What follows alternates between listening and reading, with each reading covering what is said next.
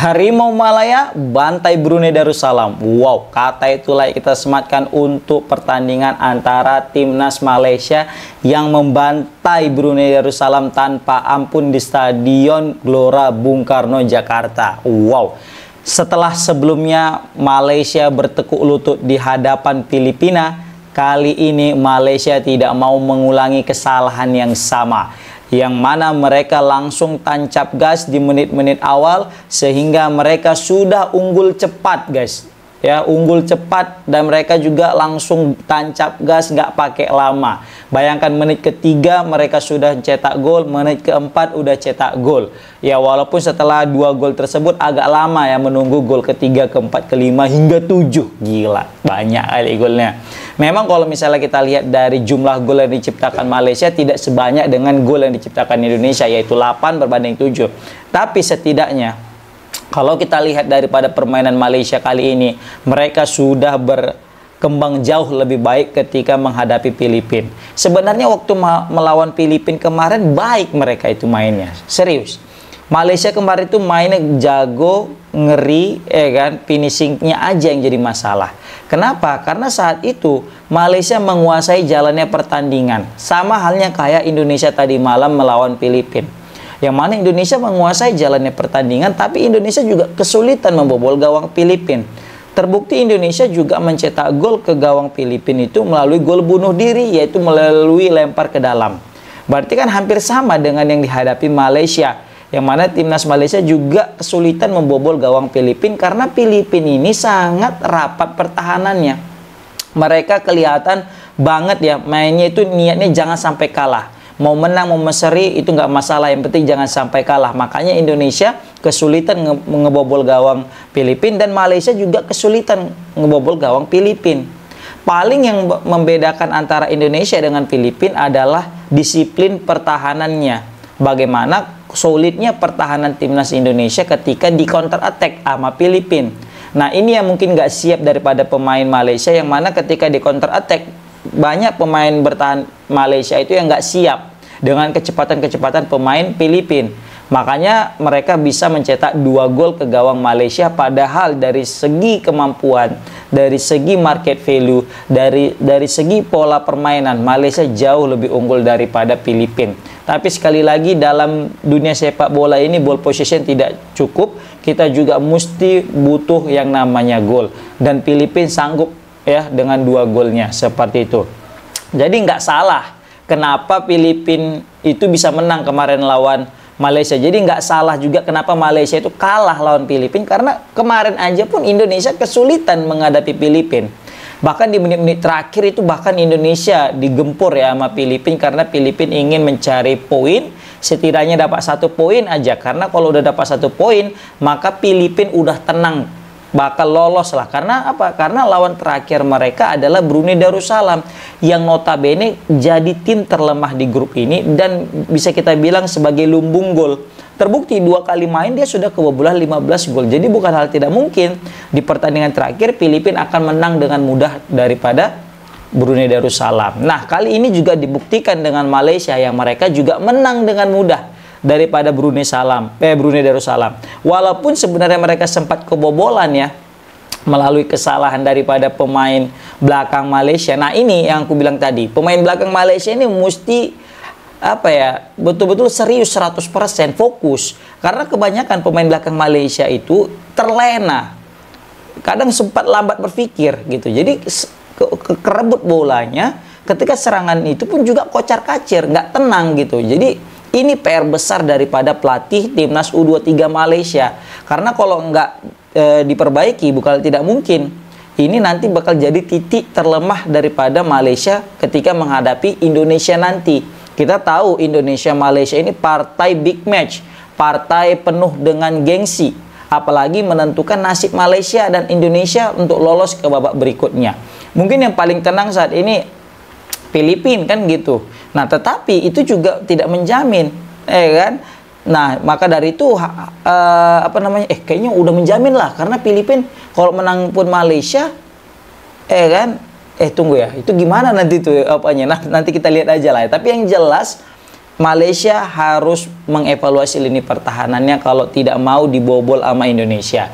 Seperti itu, ya kan? Bayangkanlah Brunei aja bisa cetak gol ke gawang Malaysia. Kan ini perlu tanda tanya ini lini pertahanan daripada Malaysia itu sendiri, guys. Nah, aku juga mensoroti pemain Brunei yang namanya Haziq Nakiuddin ini ya. Bukan apa-apa, celananya ini kebesaran atau memang sengaja pakai style longgar kayak gitu ya kan?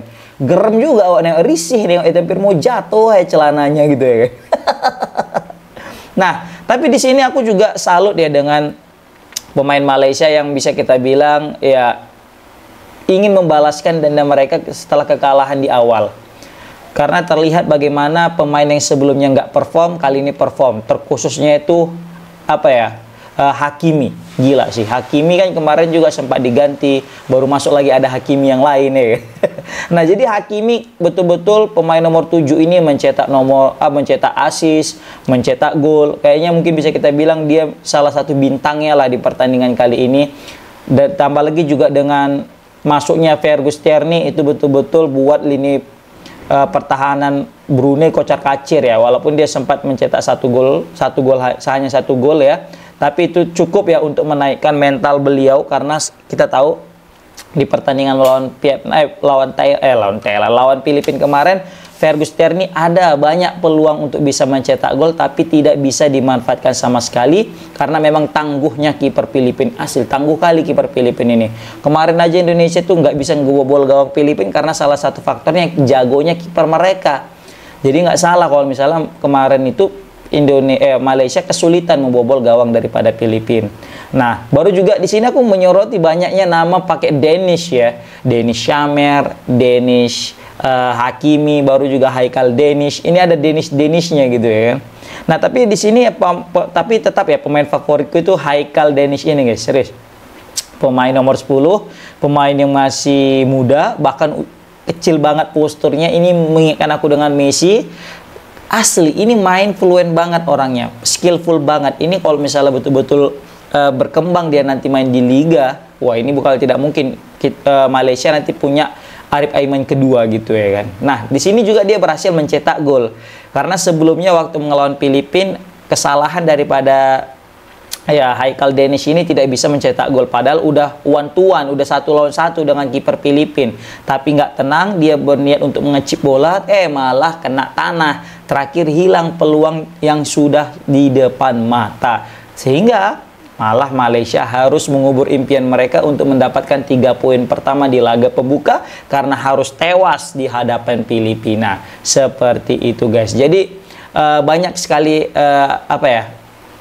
evaluasi yang harus dilakukan oleh orang Malaysia, salah satunya itu finishing ya kan. Kemudian juga masalah mental, karena kebanyakan nih pemain Malaysia ketika sudah mandat ya kan, udah bingung nggak bisa cetak gol, mereka itu udah macam kewalahan, waduh gimana nih, gimana, panik gitu, sehingga mereka itu nggak sabar, pengen ngotot cepat-cepat aja menyamakan kedudukan, terakhir malah kena kebobolan lagi. Seperti itu. Oke guys, ini menarik guys. Kita pantau gimana Malaysia nanti menghadapi Indonesia di partai final. Maksudnya bukan partai final U23 ya, tapi final di grup ini, karena yang akan menentukan siapa yang lolos mendampingi Filipina guys. Seperti itu. Nah, pokoknya nanti yang menjadi penentu itu melawan Indonesia. Apakah betul nanti Malaysia bisa meraih kemenangan atau tidak? Begitu juga sebaliknya dengan Indonesia. Apakah Indonesia berhasil menang atas Malaysia atau tidak? Indonesia sebenarnya enak ya, tinggal mengincar hasil seri saja.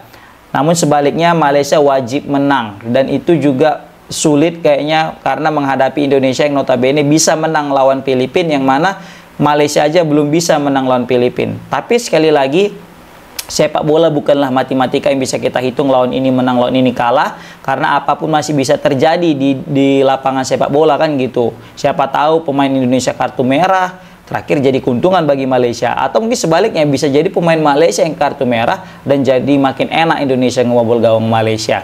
Sekali lagi, apapun masih bisa terjadi. Nah, ini sekarang PR besar bagi pelatih Malaysia ya, biar jangan gugup ngelawan Indonesia, karena kelihatan waktu ngelawan Filipina dan juga sempat di awal-awal itu agak gugup mereka menghadapi tim-tim lawan, agak nervous. Jadi perlu ditengok nanti waktu ngelawan Indonesia, apakah mereka sudah mengantisipasi, mengevaluasi tentang ya ketenangan mereka biar tidak panik gitu ya kan. Karena kalau misal kita lihat lini belakang ini sering sekali panik gitu.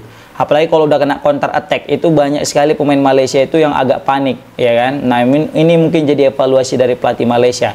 Nah, begitu juga dengan timnas Indonesia, jangan terlalu angkuh, jangan terlalu sombong gara-gara udah menang 2 pertandingan awal, apapun masih bisa terjadi. Kalau bisa menang, biar jadi pemuncak klasmen, ya. Karena aku orang Indonesia ya, nggak mungkin lah dukung Malaysia, pasti dukung timnas Indonesia. Tapi insya Allah kalau dalam menilai, aku usahakan secara objektif biar tidak tidak gaduh gitu ya kan. Karena kita tahu lah kalau udah Indonesia Malaysia ini ngeri kali gengsinya. Bagai abang dan adik kan, berantem aja tapi nggak suka kalau misalnya salah satu disakiti oleh orang lain. Iya. Oke guys, komen di kolom komentar gimana pendapat kalian tentang kemenangan yang luar biasa Malaysia atas Brunei Darussalam. Assalamualaikum warahmatullahi wabarakatuh.